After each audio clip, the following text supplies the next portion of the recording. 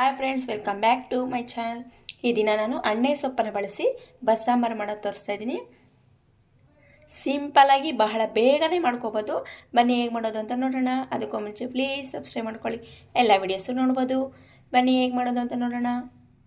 ನಾನಿಲ್ಲಿ ಒಂದು ಕುಕ್ಕರ್ಗೆ ಅರ್ಧ ಕಪ್ ಆಗೋಷ್ಟು ತೊಗರಿಬೇಳೆ ಸೇರಿಸ್ತಾ ಇದ್ದೀನಿ.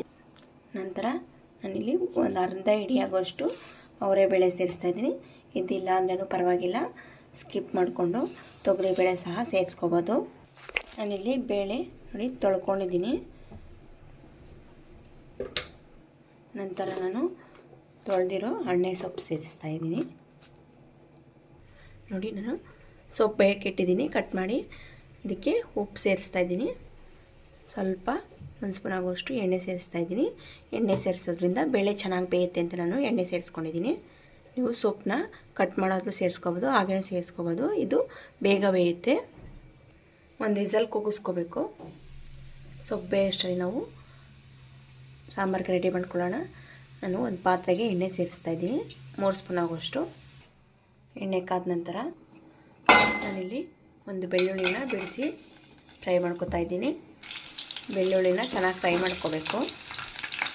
ನಂತರ ನಾನಿಲ್ಲಿ ಒಂದು ಹಿಡಿ ಆಗೋಷ್ಟು ಸಾಂಬಾರು ಈರುಳ್ಳಿ ಸೇರಿಸ್ತಾ ಇದ್ದೀನಿ. ಕಟ್ ಮಾಡಿ ಸೇರಿಸ್ಕೋಬೇಕು. ನಿಮ್ಮಲ್ಲಿ ಸಾಂಬಾರು ಈರುಳ್ಳಿ ಇಲ್ಲ ಅಂದರೆ ನಾರ್ಮಲ್ ಈರುಳ್ಳಿನೇ ಸೇರಿಸ್ಕೋಬೋದು. ನಾನು ಸಾಂಬಾರು ಈರುಳ್ಳಿ ಚೆನ್ನಾಗಿರುತ್ತೆ ಅಂತ ಸೇರಿಸ್ಕೊಂಡಿದ್ದೀನಿ. ಇದು ಗೋಲ್ಡನ್ ಕಲರ್ ಬರೋವರೆಗೂ ಫ್ರೈ ಮಾಡ್ಕೋಬೇಕು ಚೆನ್ನಾಗಿ. ನಂತರ ಇದಕ್ಕೆ ನಾನು ಒಣಮೆಣಸಿನ್ಕಾಯಿ ಸೇರಿಸ್ತಾ ಇದ್ದೀನಿ. ಖಾರಕ್ಕೆ ನಾನು 6 ರಿಂದ 7 ಒಣಮೆಣಸಿನ್ಕಾಯಿನ ಫ್ರೈ ಮಾಡ್ಕೊತಾ ಇದ್ದೀನಿ. ನೋಡಿ, ಇದು ಫ್ರೈ ಆಗಿದೆ. ಈಗ ಇದನ್ನು ಮಿಕ್ಸಿ ಜಾರಿಗೆ ಸೇರಿಸ್ಕೊತಾ ಇದ್ದೀನಿ. ನಂತರ ನಾನಿಲ್ಲಿ 1/4 ಭಾಗದಷ್ಟು ಹಸಿ ಈರುಳ್ಳಿ ಸೇರಿಸ್ತಾ ಇದ್ದೀನಿ. ಇದು ಚೆನ್ನಾಗಿರುತ್ತೆ ಅಂತ ನಾನು ಸೇರಿಸ್ಕೊಂಡಿರೋದು. ನಂತರ ನಾನಿಲ್ಲಿ 1 ಸ್ಪೂನ್ ಆಗೋಷ್ಟು ಜೀರಿಗೆ ಸೇರಿಸ್ತಾ ಇದ್ದೀನಿ. ಜೀರಿಗೆ ಸ್ವಲ್ಪ ಜಾಸ್ತಿ ಸೇರಿಸ್ಕೊಂಡ್ರೆ ಚೆನ್ನಾಗಿರುತ್ತೆ ಅಂತ ನಾನು ಸ್ವಲ್ಪ ಜಾಸ್ತಿನೇ ಸೇರಿಸಿದ್ದೀನಿ. ನಂತರ ಒಂದು 4-5 ಕಾಳುಮೆಣಸು ಸೇರಿಸ್ತಾ ಇದ್ದೀನಿ. ಸ್ವಲ್ಪ ಬೇಯಿಸಿದ ಬೇಳೆ ಸೇರಿಸ್ತಾ ಇದ್ದೀನಿ. ಸ್ವಲ್ಪ ಜಾಸ್ತಿ ಬೆಂದ್ಬಿಟ್ಟಿದೆ, ಇಷ್ಟು ಬೇಯಬಾರ್ದು. ನಾನು ಒಂದು ವಿಸಲ್ ಕೂಡ ಬಿಟ್ಟಿಲ್ಲ, ಅಷ್ಟಕ್ಕೆ ನೋಡಿ ಇಷ್ಟು ಬೆಂದೋಗ್ಬಿಟ್ಟಿದೆ. ಈಗ ಇದನ್ನು ಕೊತ್ತಂಬರಿ ಸೊಪ್ಪು ಸೇರಿಸ್ತಾ ಇದ್ದೀನಿ. ಒಂದು ನಿಂಬೆಹಣ್ಣು ಗಾತ್ರದಷ್ಟು ಹುಣಸೆಹಣ್ಣು ಸೇರಿಸ್ತಾ ಇದ್ದೀನಿ. ನಾನಿಲ್ಲಿ ಟೊಮೊಟೊ ಸೇರಿಸ್ತಾ ಇಲ್ಲ, ಹುಣಸೆಹಣ್ಣು ಅಷ್ಟೇ ಸೇರಿಸ್ಕೊಂಡಿದ್ದೀನಿ. ಈಗ ಇದನ್ನು ರುಬ್ಕೋಬೇಕು.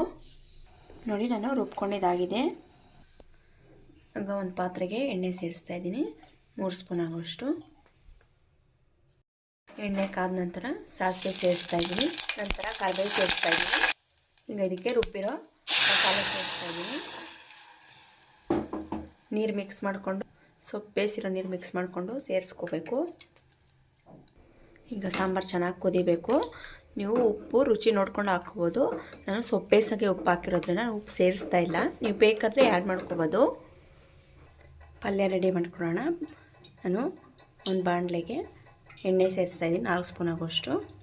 ಎಣ್ಣೆ ಕಾದ ನಂತರ ಸಾಸಿವೆ ಸೇರಿಸ್ಕೋಬೇಕು. ನಂತರ ಕರಿಬೇವು ಸೇರಿಸ್ತಾ ಇದ್ದೀನಿ. ಜಜ್ಜಿದ ಬೆಳ್ಳುಳ್ಳಿ ಸೇರಿಸ್ತಾ ಇದ್ದೀನಿ, ಅರ್ಧ ಬೆಳ್ಳುಳ್ಳಿ ಸೇರಿಸ್ಕೊತಾ ಇದ್ದೀನಿ. ನಂತರ ಒಣಮೆಣಸಿನ್ಕಾಯಿ, ಖಾರಕ್ಕೆ 7 ಒಣಮೆಣಸಿನ್ಕಾಯಿ ತೊಗೊಂಡಿದ್ದೀನಿ. ಇದನ್ನು ಫ್ರೈ ಮಾಡ್ಕೋಬೇಕು. ನಂತರ ನಾನಿಲ್ಲಿ 2 ಈರುಳ್ಳಿನ ಸಣ್ಣದಾಗಿ ಕಟ್ ಮಾಡಿ ಸೇರಿಸ್ಕೊತಾ ಇದ್ದೀನಿ. ಇದು ಗೋಲ್ಡನ್ ಕಲರ್ ಬರೋವರೆಗೂ ಫ್ರೈ ಮಾಡ್ಕೋಬೇಕು. ನಾನಿಲ್ಲಿ ಒಂದು ಸ್ವಲ್ಪ ಉಪ್ಪು ಸೇರಿಸ್ತಾ ಇದ್ದೀನಿ ರುಚಿಗೆ ಅಂತ. ನಾನು ಸೊಪ್ಪು ಬೇಯಿಸೋಗೆ ಉಪ್ಪು ಹಾಕಿರೋದ್ರಿಂದ ಸ್ವಲ್ಪ ಕಡಿಮೆ ಸೇರಿಸ್ಕೊತಾ ಇದ್ದೀನಿ. ನೋಡಿ, ಈರುಳ್ಳಿ ಫ್ರೈ ಆಗಿದೆ ಗೋಲ್ಡನ್ ಕಲರಾಗಿ.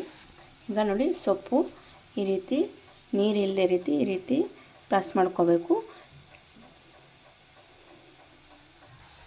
ಈಗ ನೋಡಿ, ನಾನು ಇದಕ್ಕೆ ಸೊಪ್ಪು ಸೇರಿಸ್ತಾ ಇದ್ದೀನಿ. ಈಗ ಇದನ್ನು ಚೆನ್ನಾಗಿ ಮಿಕ್ಸ್ ಮಾಡ್ಕೋಬೇಕು.